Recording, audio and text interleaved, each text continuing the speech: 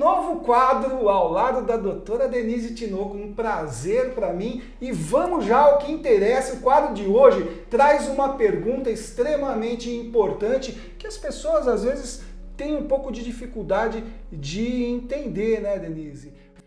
Você controla o seu inconsciente ou é o seu inconsciente que te controla? Palavra com a doutora Denise Tinoco. Tá. A pessoa mais importante aí, em termos até cronológicos, né, que falou do inconsciente foi o Freud. Sim. Logo em seguida o Jung também, tá? E o Freud, ele falava, né, que nós temos um determinismo psíquico movido pelo inconsciente. O inconsciente nos controla, certo? Muitas das coisas que nós achamos que é destino, não é destino. Está lá no nosso inconsciente, certo? As escolhas profissionais que nós fazemos, as escolhas amorosas que nós fazemos, as afinidades que nós temos, são movidas por aquilo que está lá no nosso inconsciente, registrado pela nossa experiência desde a infância, né? Hoje a gente sabe desde o período fetal.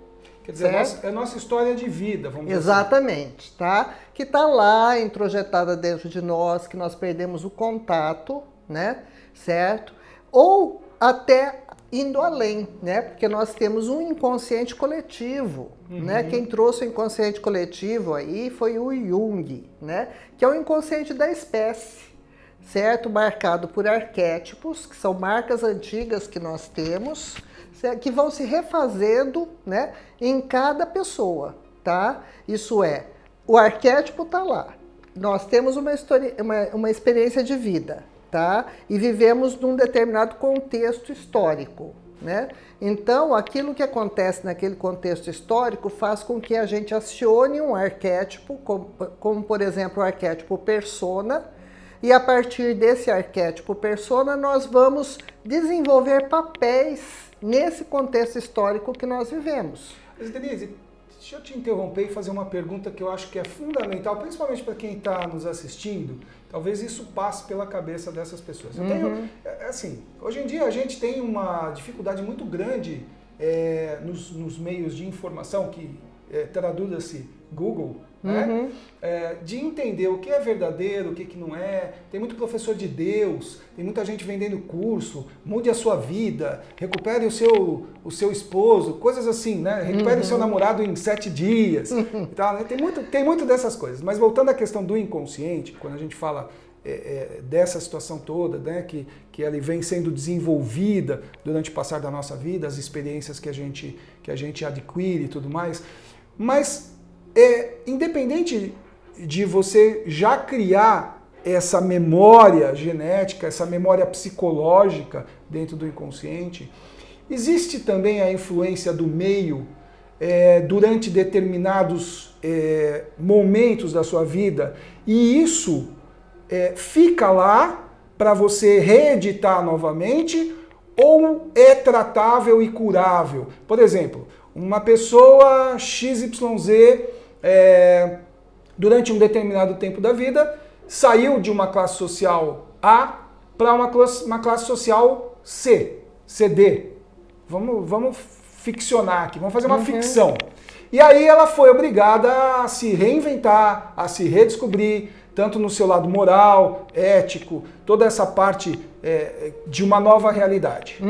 Mas vamos dizer que essa pessoa, depois de algum tempo, ela consiga voltar ao plano A. Aquilo que ela viveu vai determinar esse novo momento dela num novo plano, ou aquilo fica lá enterrado no inconsciente? No inconsciente.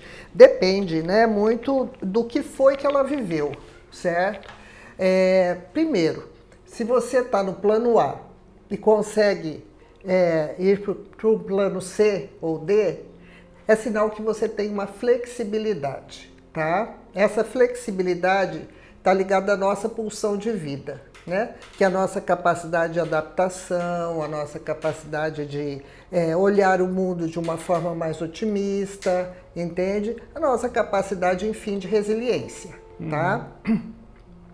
E isso está muito relacionado com o inconsciente coletivo.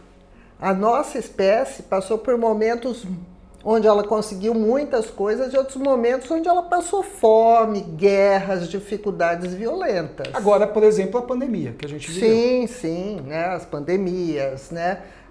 Chamadas pestes antigamente, né? As guerras, enfim, né? Nós passamos por várias situações assim enquanto espécie. Por isso nós temos essa marca dentro de nós, enquanto arquétipo, certo? A marca que nos leva a essa possibilidade de ter flexibilização, de poder sobreviver, né, às adversidades, certo? Por isso a pessoa consegue realmente se reinventar. Uns com mais dificuldade, outros com menos, porque aqueles que têm um predomínio de pulsão de morte, eles vão ser mais rígidos, eles vão ter sempre um olhar mais crítico para tudo, um olhar mais pessimista, certo? E esses vão entrar em depressão, muitas vezes vão adoecer, porque o sistema imunológico nosso ele está totalmente relacionado com o nosso emocional, né? Sim. Tá? Aliás, então, quero fazer uma parte aqui. A doutora também, ela participa de um canal muito importante. Se você ainda não segue, você tem que seguir. Chama Rebric. A Rebric é a Rede Brasileira de Insuficiência Cardíaca e lá a gente, a sua coluna, né, tem feito o maior sucesso e é justamente voltada para isso, né? Essa questão da qualidade do corpo ligada à mente. Mas isso, desculpa te interromper, imagina. Continua. Até o último assunto que eu falei lá foi sobre resiliência mesmo. Exatamente. Né, que eu acho que é um momento muito pertinente para se falar disso. Né, dessa capacidade que nós temos, né, de flexibilidade, de adaptação, entende? De conseguir realmente chegar no seno e nos reinventarmos. Certo. E é lógico que essa experiência, como todas as experiências da vida, são enriquecedoras, tá? Né? Lógico que você pode viver essa experiência também vivendo situações traumáticas. E essas precisam ser resolvidas, elaboradas, para que a pessoa possa tocar em frente, senão elas vão emperrar, certo? Como um disco quebrado, fica emperrado. Sim. Ali, fica ali assim, só rodando cachorro que roda em volta do rabo. Exato, fica inclusive repetindo, né, nas relações com os outros. Reeditando situações. Outro dia eu vi uma frase que dizia assim, deve ser uma frase muito famosa, mas dizia assim, não adianta você nunca vai ter um resultado diferente se continuar fazendo as mesmas coisas. Quem falou isso foi o Einstein. Einstein? Então, olha ele só. Que falou isso. Ele falava isso, né? É verdade. Porque... Né? E o Jung fala, se você ficar fugindo, sabe, daquilo que te fez sofrer, aquilo vai voltar na sua vida quantas vezes forem necessárias até você poder elaborar a situação. Né?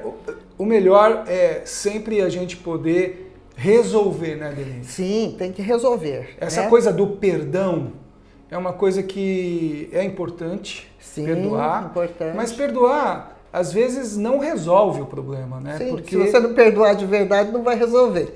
Né? Porque só assim, eu sei que é bom perdoar, mas então eu vou perdoar. Né? Porque daí você está lá acionando as suas mágoas e aí não vai ter perdão, entende? Né? Então, para perdoar tem que ser uma coisa muito verdadeira.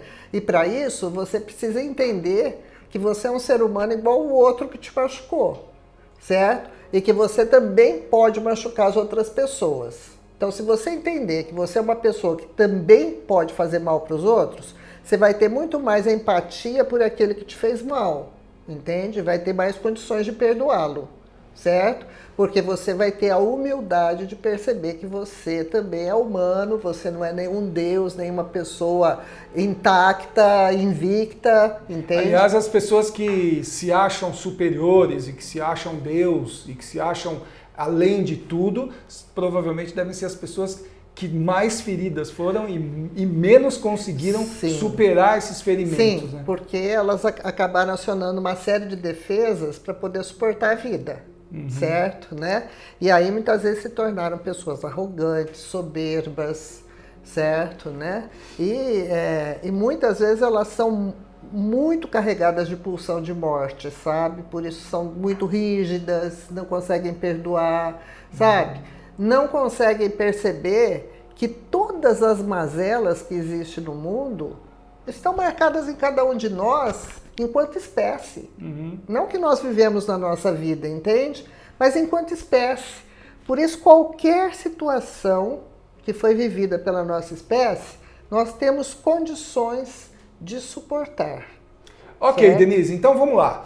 Eu vou trazer para você agora uma frase do Escrito na Mesa. Eu queria que você desse uma comentada e depois a gente vai encerrar o nosso quadro por hoje. Infelizmente, né, o tempo passa tão rápido, a gente não sente, né? E é um assunto muito intenso sobre o inconsciente. Tem 1000 coisas para serem vistas. Mas vamos à frase do Escrito na Mesa de hoje.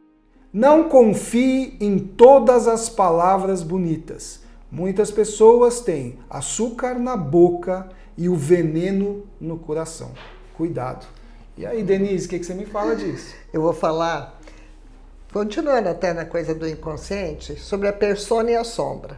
Né? A persona é exatamente aquele papel social que nós montamos através da educação, através do meio que nós vivemos, entende? E aí, né, nessa persona, muitas vezes a gente fala palavras ou frases prontas, sabe? Frases que nós achamos que encantam as pessoas, tá? Mas nós temos um outro lado nosso que fica no inconsciente, que se chama sombra, tá? E a sombra, né, ela precisa de luz, isso é, a gente precisa conhecê-la, trazê-la para a consciência para poder administrá-la. Porque lá nós temos o nosso lado animal, mas não só ele, tá? Nós temos uma série de questões que nós reprimimos, inclusive questões importantes, sabe, para a nossa sobrevivência, para a nossa vida e tal, mas que não foram bem aceitas na sociedade que a gente vive, que a gente acabou reprimindo lá. Então a sombra é muito importante que venha à tona. Quando ela vem à tona, nós deixamos de ter ódio no coração, sabe? Deixamos de ter veneno no coração, porque aí nós vamos poder entender o que se passa conosco. O entendimento sempre é o melhor caminho. É o melhor caminho. Às vezes uma palavra ou uma situação que é nos dita, que nos causa dor, ela ainda é melhor do que algo que não é dito e nem explicado. Exatamente. E que nós carregamos para o resto da nossa vida. Por quê? Porque é um tremendo ponto de interrogação. Exatamente. Por isso é extremamente importante fazer psicoterapia para você montar o quebra-cabeça da sua vida, certo? Para você poder entender as coisas que não foram ditas, as coisas que foram malditas, interditas, entende? E que estão causando efeito sobre você, sabe? Porque o inconsciente causa efeito sobre nós não temos controle sobre ele.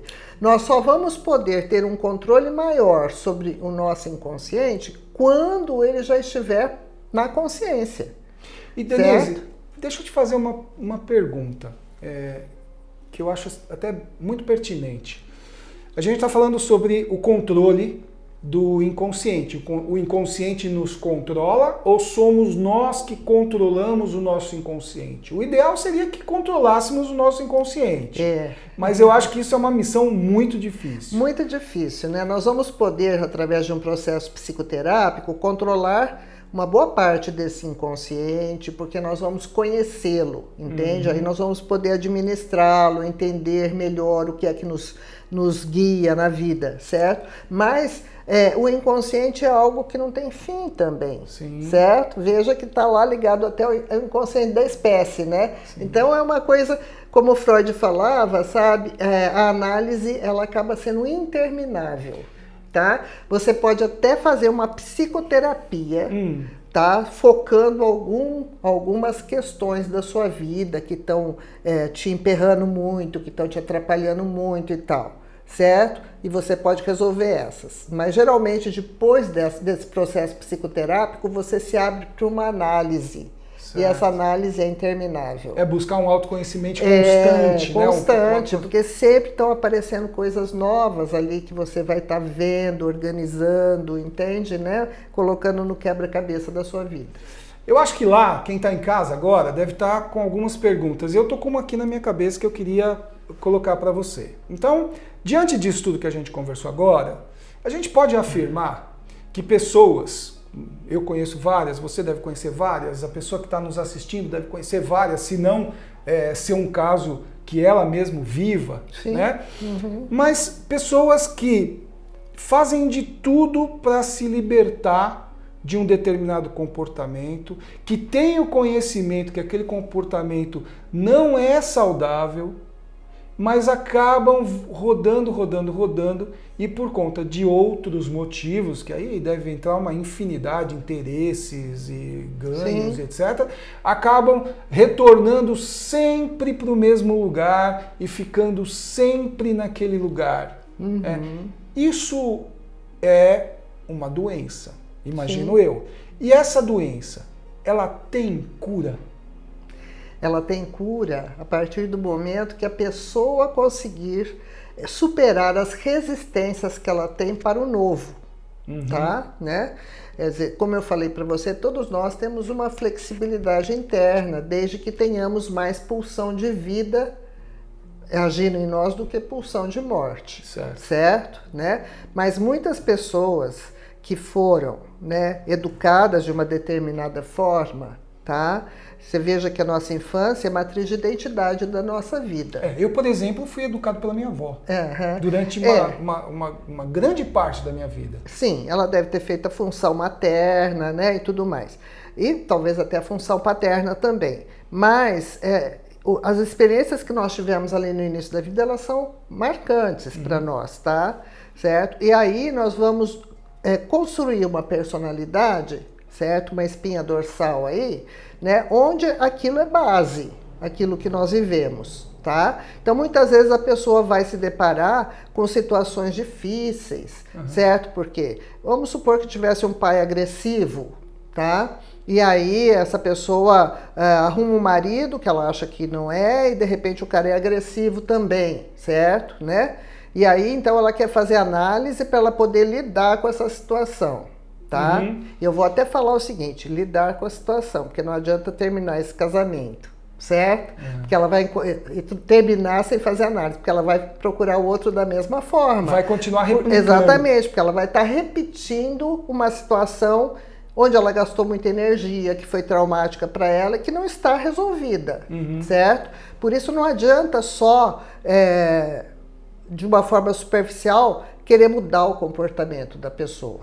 O comportamento que aparece é como se fosse a ponta do iceberg, entende? Você vai ter que mexer com toda essa estrutura aqui, entende? Para que a pessoa... E ela vai resistir. Quer dizer, por mais que ela queira fazer análise, que ela queira resolver o problema, ela tem medo do novo. O medo do novo é uma coisa que existe no ser humano, tá? Então ela vai ter... Por isso que as análises são demoradas, tá? Porque ela vai ter que sair dessa questão do medo do novo, tá? Para poder abrir caminhos na cabeça dela, abrir novos caminhos, novas possibilidades. E muitas vezes, quando ela resolve o problema dela, entende? O companheiro, que era agressivo, também muda. Por quê? Porque eles se ligaram pela patologia, tá? E aí, com pelo menos um dos dois fazendo terapia, fazendo análise, né? Eles podem vir a se ligar pela saúde, certo? Sim.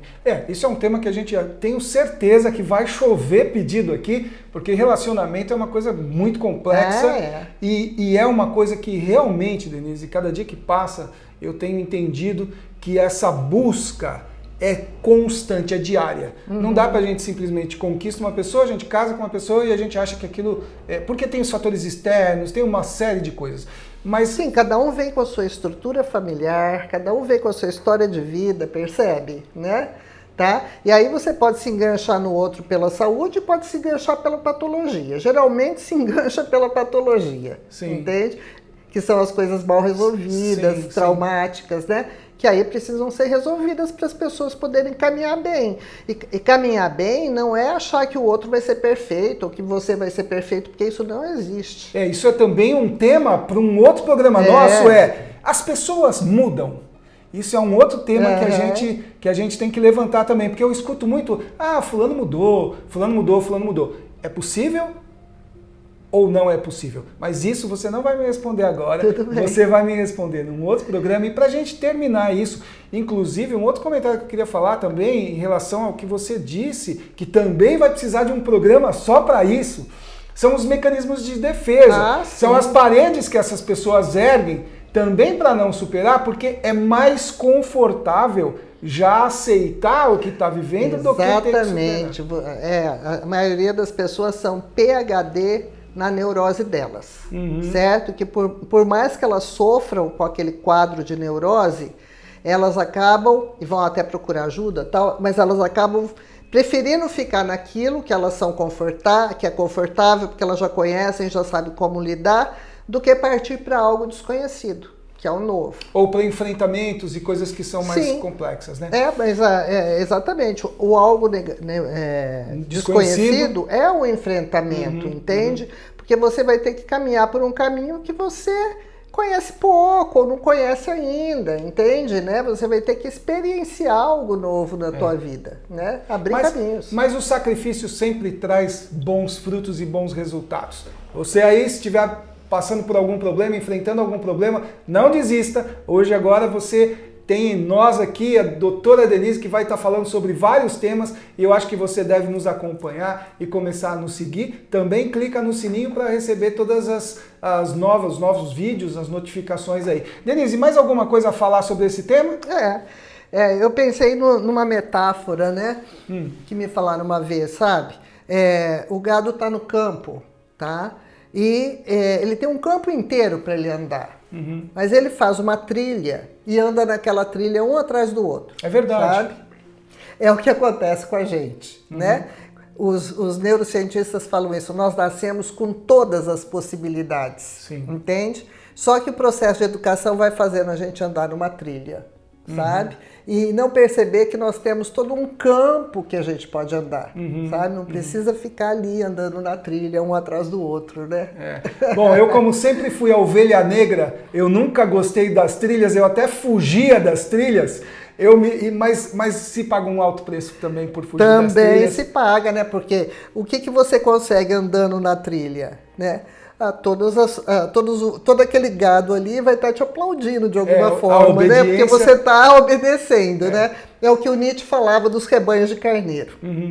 É muito duro ser líder, né? Mas é o que a gente precisa ser, pelo menos líder da nossa própria vida. É verdade. Né? Senão nós estamos ali como rebanhos de carneiro alienados do mundo.